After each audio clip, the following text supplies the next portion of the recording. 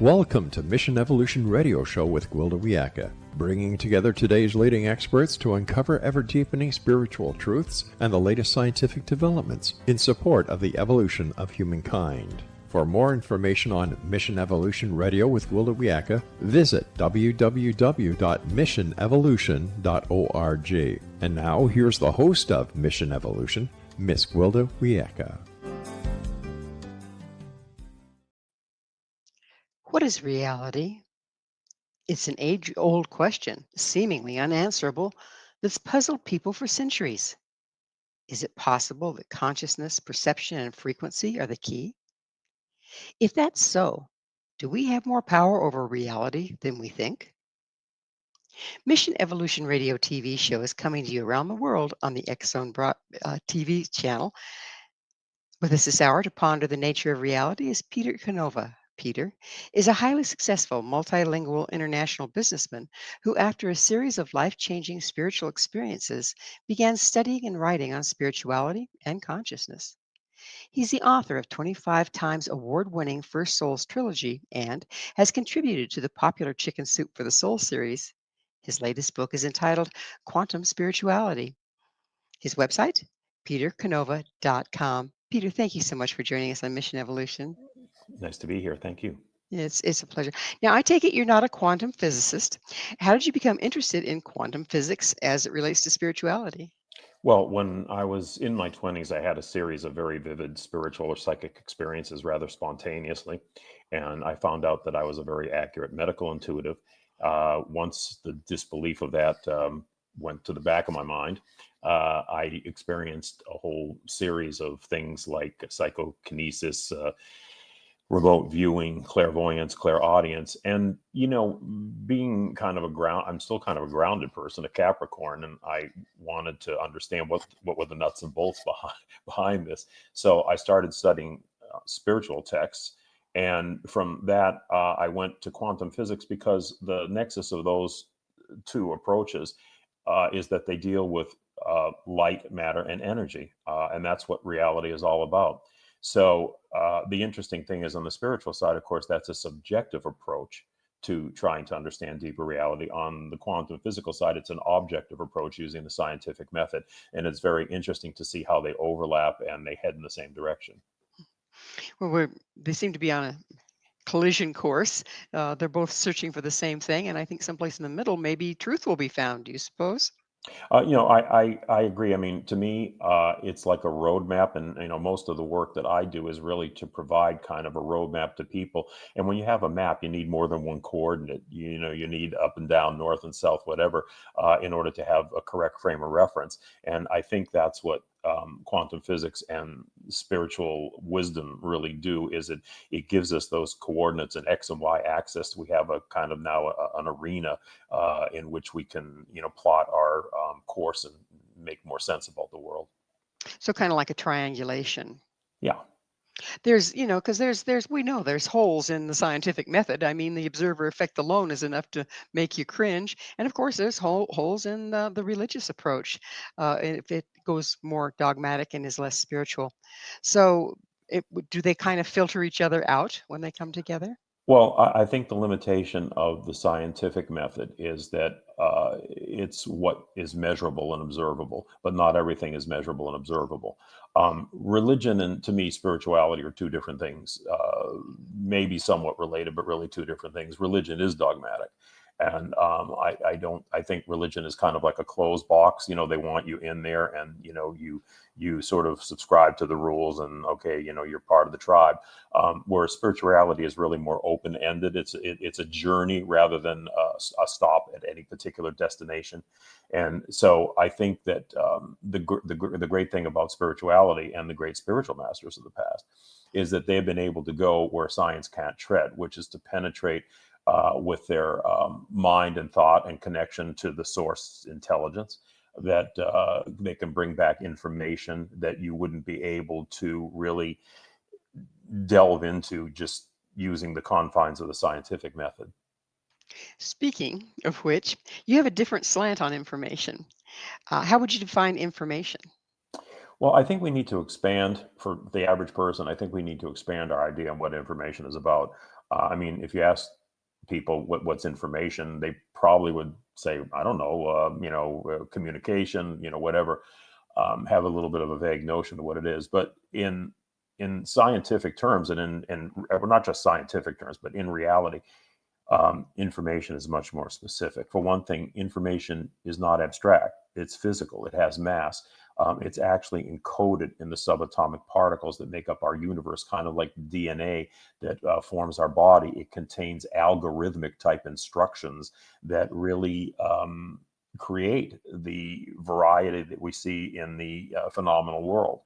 And since that's the case, it really leads to another very interesting question, which is that, okay, well, where's that information coming from? Because information implies organization and implies direction, which in turn implies intelligence. So, we now start to say, oh, okay, there's a source perhaps of intelligence that is producing all this information, which makes up the physical and the energetic worlds. Um, in fact, it's a very, very interesting. If I could just share with you a quote from Max Planck, who was the founder of quantum physics back at the turn of the century. And to me, I mean, this guy to me is right up there with Einstein. I mean, he really was the one who brought the whole idea of understanding light, energy, in the quantum age to science. And Planck said, I can tell you as a result of my research about the atoms this much. There is no matter as such. There is no matter as such. All matter originates and exists only by virtue of a force or energy which brings the particles of an atom to vibration. Behind the existence of all matter is a conscious, intelligent mind. This mind is the matrix of all matter. So this is pretty astounding, because what he's really saying is there's really no such thing as physical reality. And at the deepest levels in the quantum world, there are no particles. All there are waves of energy. So Planck is saying that this energy is an intelligent energy, and it's the source of everything we see, with variations of frequency to it. And he had a formula for that, which I'm happy to talk about. But anyway, that's what I So, had to say. so we have an intelligent universe, just as I always expected. This is too much to be random, right? Yeah, yeah, and Planck had an equation which I think is probably the most important equation in science. I rank it above E equals mc squared, and it's a very simple, elegant formula: E equals hf.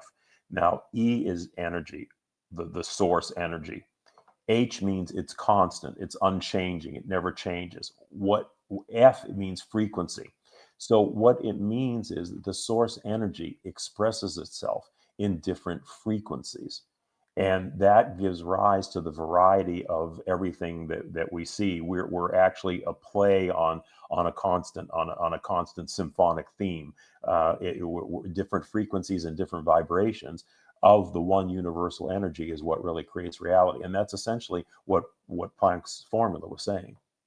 So, given that, what do our thoughts do to reality? That's a force, right? Yeah. Well, if consciousness is everything, and it really is, there's a whole movement now in science called panpsychism, which is gaining a lot of momentum, believe it or not, amongst a lot of scientists, which is that everything is conscious. And it's just a matter of degree of vibration. So a rock contains consciousness. It's not the same degree of consciousness that we possess, but it is a form of consciousness which gives it form and gives it characteristics. So this idea of that people are co-creators has some merit to it, because we are part of that conscious stream. The way I like to think of it, Gwilda, is the source consciousness is the in an electrical grid. The source consciousness is the source energy, is the source electricity, but it gets distributed out through relay stations.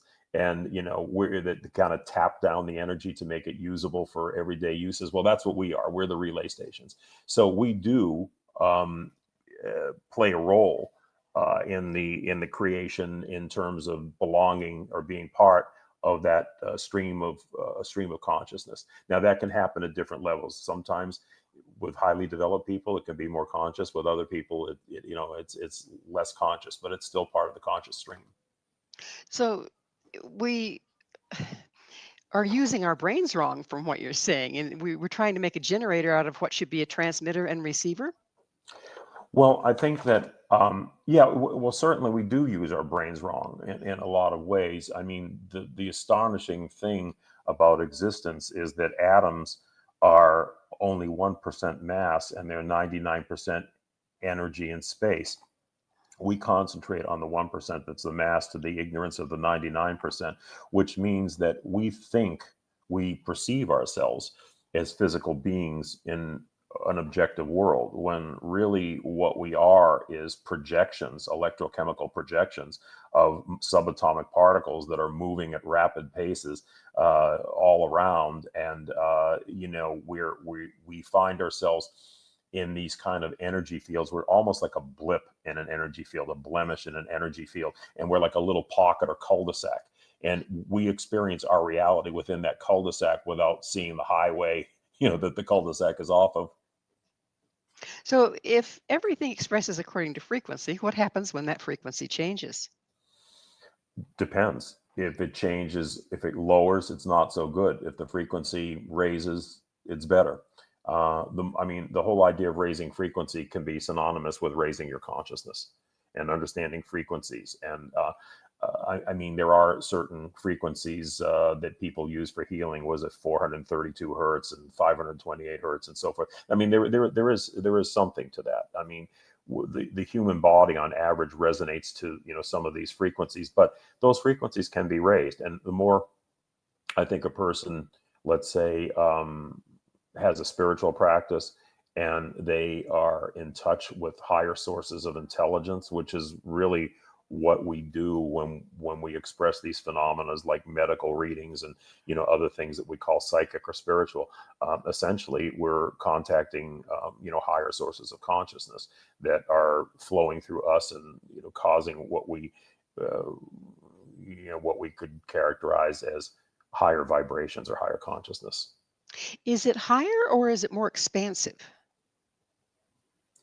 I think that's a Because little bit. we think of higher and lower as, it's pretty one directional. Um, I was wondering if it's more expansive, we actually increase our perception um, both directions. Yeah. I mean, I would say, I would agree. I think it's a little bit semantic. When Hmm. I say higher, I also mean expansive. To Right. me, they're synonymous. That's kind of what I thought when I was Mhm. listening to you. So if we're if we're addressing life as being simply an expression of frequency, do we have any control over it? Yes, I think you do have control over it. Again, it really depends on the level of consciousness that we have. So, some people live in the basement and they go to work. They go out with a family. They do things. They don't really think a whole lot about other issues, about what existence might be about, or the nature of reality. Other people live up in the penthouse and they've maybe thought these things through, and actually have gone to the point where they're actually experiencing things. Because Well, at the end of. we're going to have to experience a station break. Peter and I will be back very shortly to continue this conversation, so don't go away. This is Mission Evolution, www.missionevolution.org. Does quantum physics have spiritual foundations? With us is Peter Kavanagh. Peter is the author of many books, including the First Souls Trilogy and Quantum Spirituality. His website is petercanova.com. Peter, what does spirituality and quantum physics have to do with each other? Well, I think, as mentioned at the beginning, they both deal substantially with light, matter, and energy, and understanding those phenomena, because those three things make up the reality that we know. And that's really the quest of both at the end of the day, is understanding the interplays of those factors. Is it being brought forth? I mean, is our whole life metaphorical and allegorical, trying to make sense? The mind doesn't grok the quantum level, right? So, are these religious allegories and stuff, or I should say, spiritual allegories and stories and fables? Is that the translation point? Well, I think that there's the Gnostics, that which was the ancient Judeo-Christian mystical group that I've studied quite a bit. I think they pretty much had it kind of had it all together, because they made a differentiation between knowledge. There's knowledge which is factual, book learning, listening to you and I conversing. That's a form of knowledge. But the knowledge that they talked about was experiential. And what that really means is there was a point in their spiritual practice where they were actually in contact with more of this source information, or higher sources of information. So I think that the every human being has an opportunity to experience that. It's sort of like listening to a radio station all your life, and you get a lot of static, but all of a sudden, if you keep tuning the dial, you hit that one informative station that comes through loud and clear, and you knew that it was on there 24/7 all along. It was there, you just weren't. So that's kind of how I look at it. So if you're tuning in, is it people talk a lot about the Akashic records? Is it related to that in some way? Well, the Akashic records, as it was talked about in most spiritual texts, was sort of almost like a personal diary, a record of individual experience. And I guess you could say collectively speaking, I guess you could say there was a collective aspect to it. And what that really implies is that there are higher versions of ourselves, and that obviously we're trying to experience something, and experience things, and experience can take different forms. So you could call us spirits seeking a human experience, a physical experience, and that the experience in that life, or any particular life, is retained in the energetic field. And they say, although I can't say that I personally viewed of my Akashic records, but the spiritual wisdom says that it actually is there for souls, to access.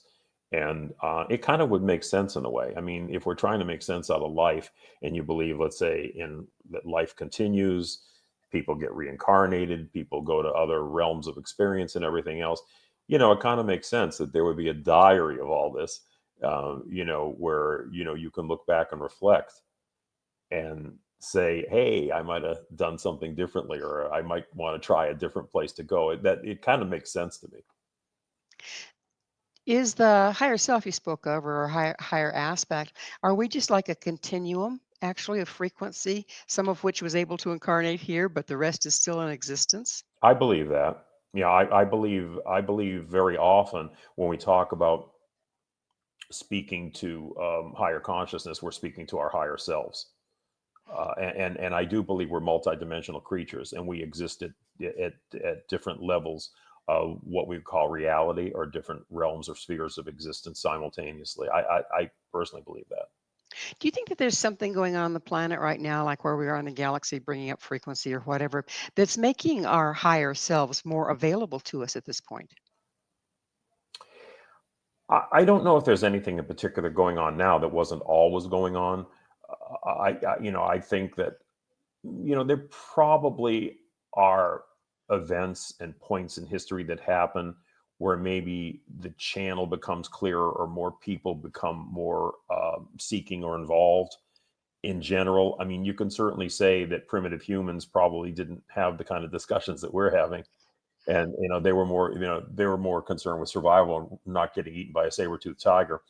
I think as civilization advances, and people have to worry less about survival issues, that they have more time to devote to understandings and thoughts of what's this all about, why are we here, what's our purpose, those kind of questions.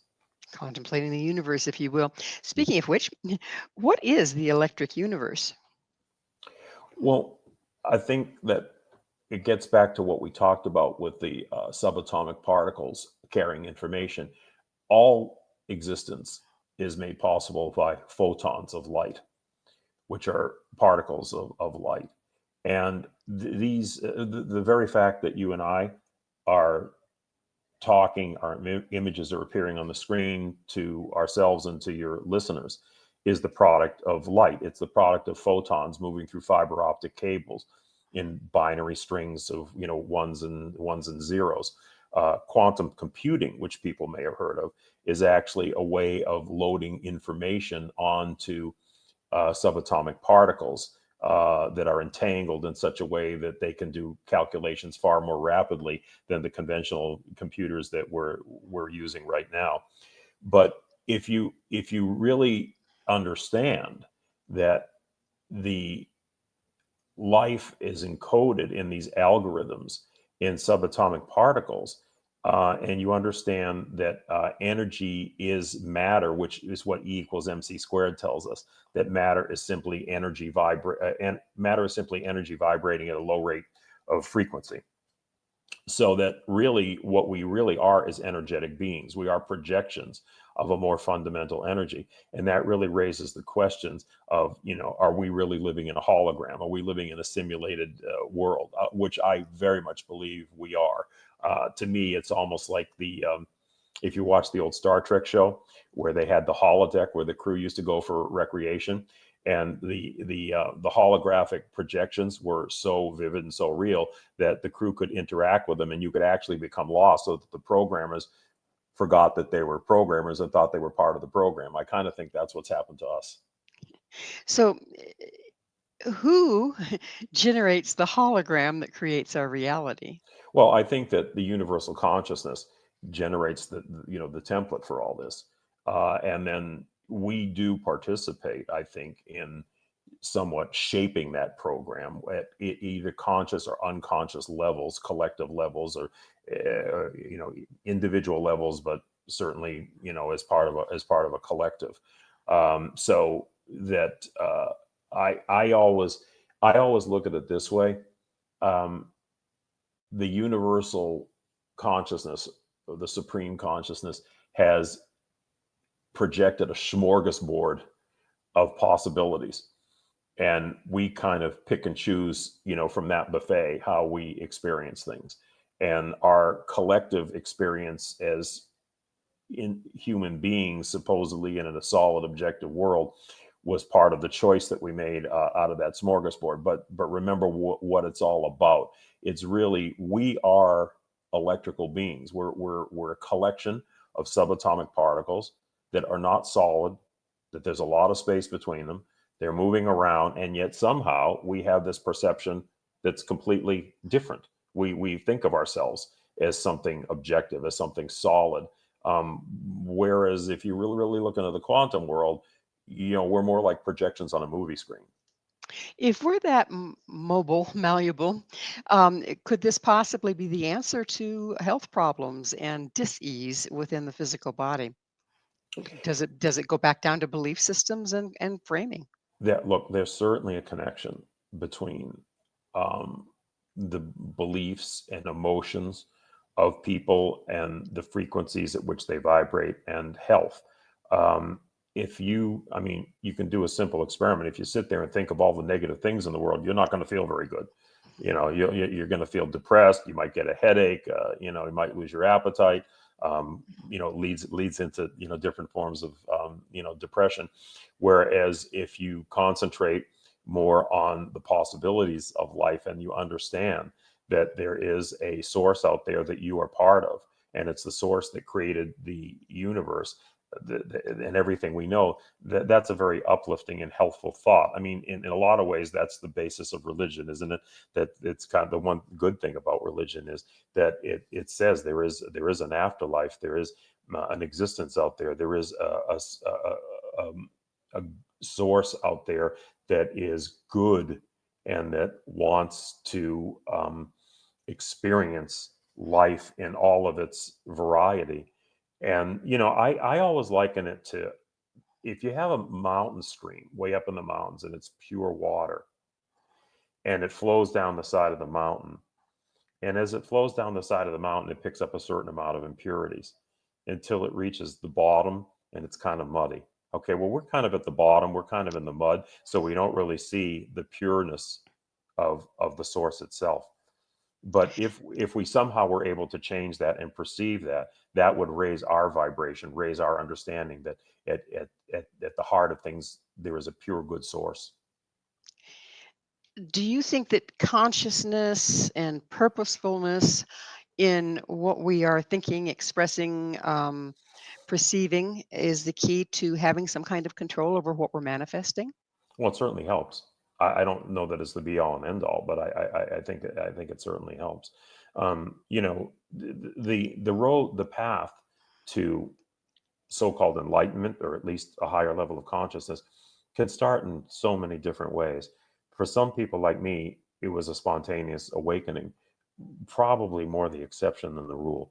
For a lot of people, they just simply have to hit rock bottom and Mhm. you know, I can't really take this anymore. There's got to be something better. I'm either going to check out, or I have to change. I have to reconcile my existence here with something that is better than what I'm seeing. And then they start off on the path to solving their problems. They stop taking drugs. They stop drinking. They start to, you know, study consciousness.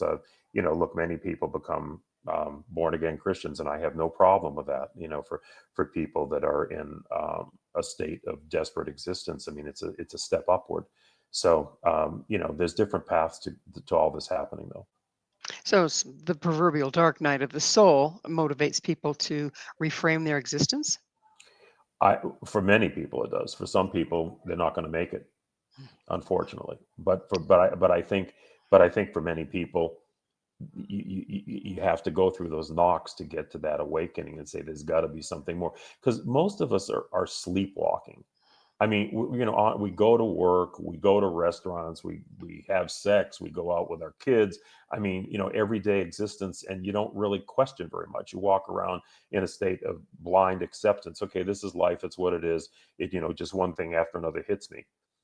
But if you don't accept that and you start to really study in earnest what life might be about, and you listen to shows like yours, or you read books like mine, or you know, you start somehow a spiritual practice, whatever you do, you're on the road already. If you do those things and you have that heartfelt desire to change, you're already on the road to something better. Well, it's time for us to take another station break. Peter and I will be right back to continue our discussion. Stay right there. This is Mission Evolution, www.missionevolution.org. Really makes up DNA, and what kind of impact does it have on reality? This is Mission Evolution, missionevolution.org. With us discussing spirituality, consciousness, information, and reality is Peter Canova. His website, petercanova.com. Peter, let's go back. You mentioned DNA, universal DNA and personal DNA. What's the difference, and where do they come from? Well, I think that DNA obviously contains the information that gives form to our physical bodies, and the subatomic particles that I talked about operate like a form of DNA because they have the information, the algorithms that give shape to reality in general, everything that we experience. Now, there was a very interesting experiment back in the 90s by a Russian scientist named Vladimir Popinin, and he created a vacuum tube, and inside the vacuum tube, they had photons or particles of light, which was the only thing in there. Okay, that's what vacuums are. He eliminated everything else, and these photons of light were in there. The next thing he did was he introduced human DNA in there. So the photons literally formed around the human DNA, and they took on the helix shape of the DNA. When he removed the DNA, the photons remained in the shape of the helix, in the shape of the DNA. So what happened there? Well, it indicates that there are levels of information and conscious intelligence in both the DNA, which is a tissue, and the more finer subatomic particles of photons. There was an exchange of information there. These things just don't happen randomly. There was some attraction. And what was the attraction? The attraction had to be based on the information that was contained both in the subatomic particles and the DNA itself. So what it really shows is, in my mind, building blocks. We start off just as all right, let's just take example biological life, human bodies. You have atoms, you have molecules, you have elements, you have single cells. Single cells form tissues.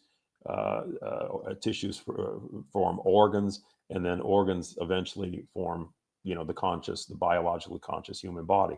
I think that it works the same way at the subatomic levels, that subatomic particles aggregate into more and more complex structures, and those structures contain higher levels of consciousness. So that's why a rock is conscious, but it's not as conscious as a human being. It's different levels and complexities of being able to ascertain and discern things and so forth. But there's a movement now in science called panpsychism, and more scientists are starting to believe that everything is conscious, that essentially the world, the universe, creation is all like a conscious projection rather than a mechanical system. More and more scientists are really subscribing to that belief. So does that mean that reality is actually a form of resonance? I think that it's fair to say that the way that everything operates, the universe is electric, and everything operates off of electromagnetic forces. And those forces are present in everything, every aspect of existence. I mean, just the way subatomic particles are present in every aspect of existence. Light energy is present in every aspect of existence. So how do we get from the quantum world to the world that we perceive? There's the trick right there, because the quantum world is very different.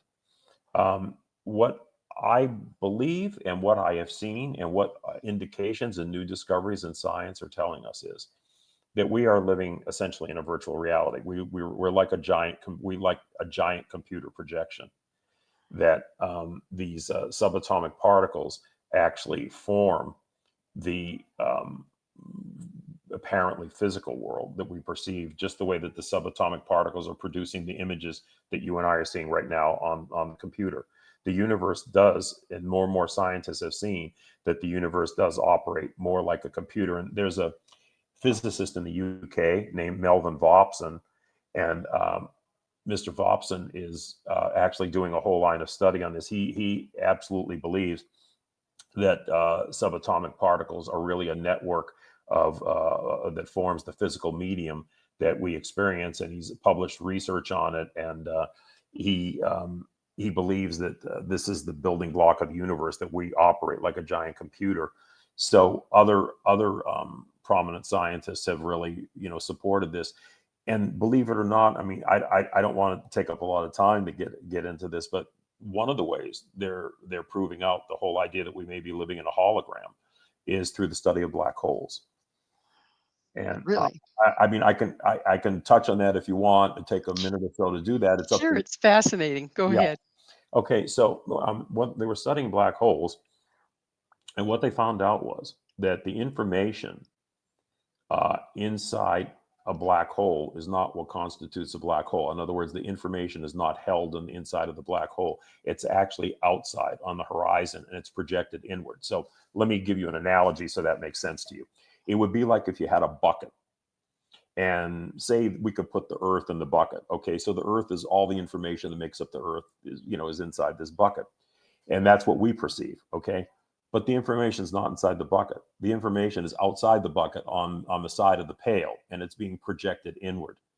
So it's actually like a two-dimensional screen, cosmic screen, projecting inwards to form a three-dimensional image. So when they studied black holes, they said, wow, they said, this is the way black holes are. It seems that the universe itself could be operating the same way, that essentially we have information that's coming from like the outside that is being projected inward, and that forms our perception of reality. Now, it gets into rather complex things, like the whole universe is surrounded by sheets of energy called Planck lengths. Think of it as a quilt that surrounds all reality, all the known universe. We are surrounded by this quilt of patchwork called Planck lengths, like individual little pieces that form a patchwork. And that reality is projected in through that two-dimensional patchwork into what we call three-dimensional existence, what we perceive as three-dimensional existence. So the more science looks at these various natural phenomenon, the more they're seeing that they operate at a macro level like a giant hologram. And then you have, the fact, like we said, that subatomic particles project information and images that hold information that we're looking at on a computer screen. So at the micro level, it's looking the same way. So the indications are we're we're kind of like in a big movie. Who's writing the script? I want to know. Yeah, well, hopefully somebody that has our interests in mind at heart. So Yeah, we can hope for that. So yeah. you speak of the universe as being intelligent, and of course we can relate that to God or spirit or higher source or whatever. But what is the source? I mean, if you're looking at it scientifically, what is the source of this pure information that comes through? Well, we can't really say it from a scientific standpoint because nobody understands what energy is. Intelligence is energy. The source is energy. It's pure. It's the pure primordial energy. But nobody really knows what energy is. Now, science can manipulate it. They can use it for certain things, but they have no idea what energy is. Ask a scientist, well, can you tell me what energy is? If they're honest, they'll say, no, we have no idea what No it clue. is. No clue. But what we can say from a theoretical standpoint in science and from the point of view of what we know from ancient spiritual texts is that it is an intelligent energy that is seeking expression in all forms of existence, including physical form. Um, think of it this way: if God, by all indications, both on the quantum side and the spiritual side, God or the supreme source is said to be static and unchanging. Okay, it's eternal, static, and unchanging. All right. But when you think about it that way, it's kind of a boring state of existence, isn't it? It's like being but not experiencing. So the whole idea of projecting its energy or consciousness out into various forms is to be able to experience, to have experience in different forms. But it's really a little bit of an illusion. It's really Maya. It's really a smoke and mirrors thing. Because in a way, in order for something that is everything to feel like it's something, it has to dumb itself down because the something the everything can't really be the something because it's the everything and the something is included in the everything. So it's almost like a little bit of amnesia, and that's where the frequency aspect comes in. Remember that formula E equals HF I told you about? So E is energy, H means it's constant, universal, and unchanging. However, F, when you introduce F or frequency, it means it's lowering its consciousness. It means it's lowering its vibration to a point where it can think of itself as something independent, as something separate, as something different from the everything. But it really ultimately isn't at all a kind of like a form of illusion. It's like an electric smoke and light, mirror show. Because really we are, believe it or not, and I know it certainly doesn't seem like that, but we are that source energy. We're just vibrating at a much lower frequency. If we really had pure conscious revelation, we wouldn't be individuals. We'd be absorbed right back into the source of where we came from. So we're sitting here thinking what we are that we're really not. So I want to back up just a little bit. We have a little time left in this segment, and I'd like to touch in on okay, so you had this amazing awakening whereby you started getting all these esoteric, if you will, abilities. What were you tuning into? I wasn't. I really wasn't. I guess the only thing I could say is that I was one of these people that always had a curiosity about the world. Okay, and why are we here? I was one of the big picture kind of people. Always asking the deep questions. What's our purpose here? Why are we here? The world just didn't make sense to me. It didn't make any sense to me at all. And I guess you could say, from that standpoint, I was seeking. And what was the old adage? Seek and you shall be Find, heard, or yeah. you shall find. And I really I was seeking and I found, and the finding was rather spontaneous and startling to me. Um, and I never looked back from that point on, because I I really discovered another world, and I have one foot in that and one foot in this. And that's hard for anybody to understand unless they've actually had that experience themselves. But once you've had that experience and there's another dimension or other dimensions of existence out there, you own it. Okay.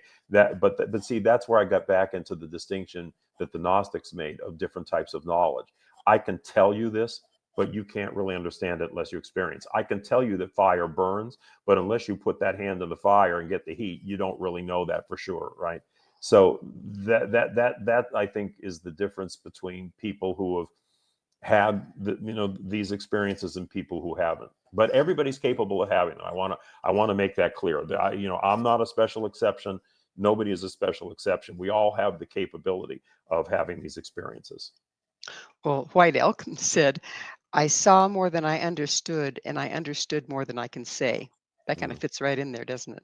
I think that there's some merit in that. Yeah. Just a little bit. Well, it's about time for us to take another station break. On the other side, we'll get into more of this fun stuff. Please stay with us as Peter and I continue to explore the underpinnings of reality. This is Mission Evolution, www.missionevolution.org. How can we find the source of reality? And if we do, what do we find there? This is such a thing. This is Mission Evolution, missionevolution.org. We're continuing our discussion with Peter Kavanaugh. His website, peterkavanaugh.com.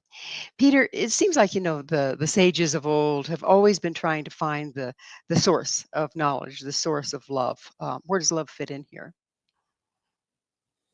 Well, I mean, I think that love is sort of an underlying principle, an archetype of the universe that I you I always assumed that the source was love, in the sense that it wanted to experience, and it kind of divided itself up or broke itself off into different particles, let's call them. And the particles could include us. It could include spiritual beings that aren't incarnate. It's, in other words, different forms of life, different forms of being. And it had to really love those, because it was loving itself. I mean, I think at the highest state of existence, where they talk about angelic realms and everything else, it is pure love. It is pure joy. It's just wanting to experience. It just doesn't seem like that to us, because we've gone so far out in the limb. We've gone so far away from the source that we get disconnected. And when you get disconnected, that's where you really start to have problems. And if you get extremely disconnected, that leads to what we call evil, because you don't have a sense of your unity with others and other things and nature and so forth and so on. And you get so disconnected that you have the capability of harming others. So obviously there's all degrees in that. I mean, not everybody that does something bad is an evil person. um you know so there's all shades of that. But I think ultimately, it's about the separation from the source, and the ignorance of the source that we come from, that leads us astray. But I think at its heart, at its highest level, it's just about wanting the joy of experience. So as I'm hearing you, I'm kind of getting this mental image, which is always a scary thing for me, but of us starting as total unity in love, if you will, and then differentiating down until we have individuals walking around on the planet, living our lives. Mhm. And yet we spend the rest of our lives, a lot of us, trying to walk that staircase back up. What's the purpose there? You know, to me, I've always felt that the Judeo-Christian image of human beings was rather lowly. That we were these sinners that ticked off God, and now we're running around this insane asylum, forever trying to get in His good graces. My experience is a higher purpose to humanity. Um, I believe we're the fingers of God touching the face of this world, and our purpose is to spiritualize the material and to bring the experience of the material back to spirit, so that we're really the bridge between the energetic world, the unseen dimensions, and the world of seeming physicality and materiality. Um, I mean, it certainly is something when immaterial spirit can have the experience of being physical, as vividly as we're experiencing it. I mean, for all intents and purposes, we think of ourselves as completely solid 3D objects in a 3D world when that's not what we are. I mean, very simple quantum physics tells us that that's not what we are. We're blips. We're energy, and we're blips in an energy field. Like I said, we're in this cul-de-sac. Where under certain conditions, the energy comes into particle form, and we believe we're something that we're really not. And if we get out of that cul-de-sac and go back on the energy highway, we start to see more of what reality is. And I think when we talk about enlightenment, it's kind of like getting out of that cul-de-sac and getting back on the freeway there, the energy freeway, where we really start to understand that everything really is energy, everything really is motion, everything really is space. And we're just a particular manifestation for a temporary period of time within that energetic framework. And yet we're part of the whole for eternity. Absolutely. So this is a little change of pace, but there's a lot of talk right now about timelines. And you talked about how the source has this smorgasbord that we can choose from. How does that interface with the concept of timelines? Well, I think at the highest level of existence, there's no such thing as time. Right. Um,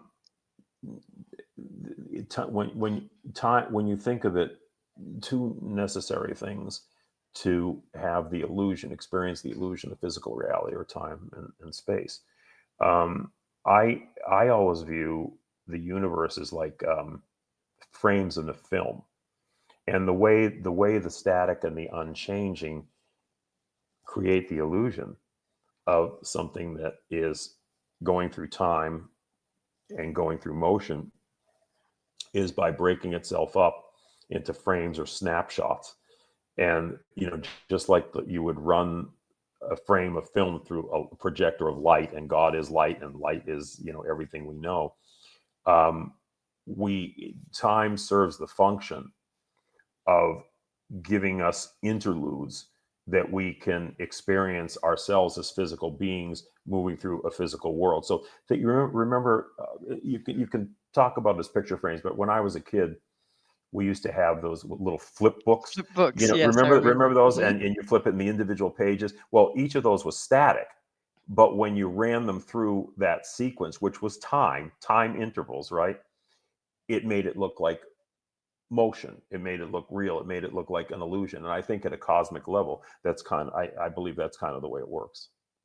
So but what constitutes the photographs? I mean, the still shots.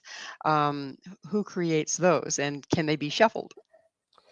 Well, again, um, I think the basic template for all reality is the mind of God, the mind of the supreme being that creates these things, um, creates the possibilities. Okay, I don't necessarily believe that everything is fixed, that it's one way, it's mechanical. I believe it's all, and the quantum world is all about possibilities. So I believe that there's all kinds of possible existence out there, and we just chose one particular form of it. So within that arena, let's say, of possibility, of material possibility, we have a certain amount of choice of what we can experience in there. But it's so kind of like a smorgasbord. I think the smorgasbord is laid out. You go up to the table and you kind of, pick and choose, what you're going to experience. So I think the supreme source kind of creates a smorgasbord. We kind of, have some control in terms of what we choose to experience. Would that being the case, it would make a lot of sense to become more conscious so we can consciously choose what we're experiencing, wouldn't it? Oh, absolutely. Yeah. Yeah, absolutely. I mean, um, personally, I'd rather get more on the side of the creator of the smorgasbord than the person that's imbibing there. But yeah, no, that would absolutely be true. I can't believe I ate the whole thing, right? Yeah. When we get indigestion from it usually, yeah. Absolutely. Get greedy, and there you have it. So, how, when we talk about consciousness, and you were talking about information, how Mhm. do the two of them relate? Well, information essentially is the algorithms or the set of instructions that consciousness embodies physically in the subatomic particles, which in turn, as we discussed, are kind of like the DNA that create the phenomenal world. So, information is conveyed by energy, but it's energy with an intelligent purpose and direction behind it. That's why I call it algorithmic. It's not just raw data information, it's information that contains sequences that produce end results. And do these sequences obviously must change over time, even though the source doesn't change over time, and that's why we see the changes that we're experiencing in our world, in our way of thinking, in our way of viewing things. Well, I think that as conscious beings, what really changes is us, and what really changes is our consciousness and how we want to experience this world. Again, getting back to the idea of the smorgasbord, the the algorithms that created that smorgasbord or that buffet, it lays it out, and we have the choice of how we want to experience that, and that's where our individual will, our individual consciousness comes into being. So sometimes, getting back to the smorgasbord example, which is the easiest way to illustrate it, you might go there for a couple years and there's certain foods you like, but then you go, I've had enough of that. I'm gonna try something else.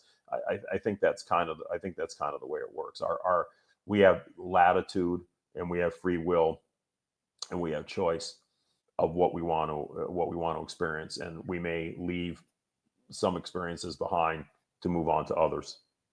But it's all within this overlording design that's the comes from the creator.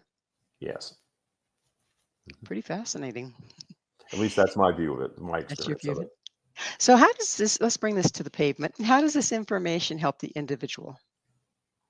Well, I think in a couple of ways. I mean, first of all, if you understand the pattern of existence, that it should be comforting for people to know that there is a supreme consciousness out there. You can call it God if that makes you feel better. I mean, there's nothing wrong with that. It's all the same thing. I think all of us would like to think that there's a purpose and a source and something out there that we derive from, that we're connected to, and that we go back to, and that life is physical life may be finite, but being itself survives physicality. And I think that's a comforting thought for people. I always feel sorry for people who are atheists, because Mm, honestly, I mean, seems to me like a rather dim existence. yeah, empty and Not hollow. Yeah, I mean, not that they can't make something out of their lives, but at least for me, that would be a rather depressing thought Yeah. to recognize that there Well, was a power out there that I was able to contact and bring information back that normally I should wouldn't know, and that proved itself out time after time in the so-called physical or real world, indicated to me that there most definitely is something out there. So I think that's one thing. I think the other thing is that when you understand the operations of reality, it gives you more latitude or more control over your life. I mean, I've my life has been saved by these realizations on a couple different occasions. By having premonitions and other things that literally saved my life. If I don't think if I was tuned to that wavelength that I necessarily would have had those, and I might not be here today. So, I think there's really many benefits to it. Again, it's like that analogy I think I gave earlier. You can live in the basement or you can live in the penthouse. Okay. When well, you live in the basement, you don't see very much. When you live in the penthouse, you see much more of the panorama of life and experience, and it's a richer existence. well, unfortunately, we are out of time. Peter, thank you so much for coming on the show and sharing your knowledge. Our guest this hour has been Peter Kavanaugh, the author of 25 times award winning First Souls Trilogy, his latest book, Quantum Spirituality. To find out more about Peter, where you can find his books and all he has to offer, visit his website, peterkavanaugh.com. This has been Mission Evolution with Gwilda Wiyaka. For more information or to enjoy past archived episodes, visit www.missionevolution.org. But please be sure to join us right here next time as this mission continues, bringing information, resources, and support to our rapidly evolving world.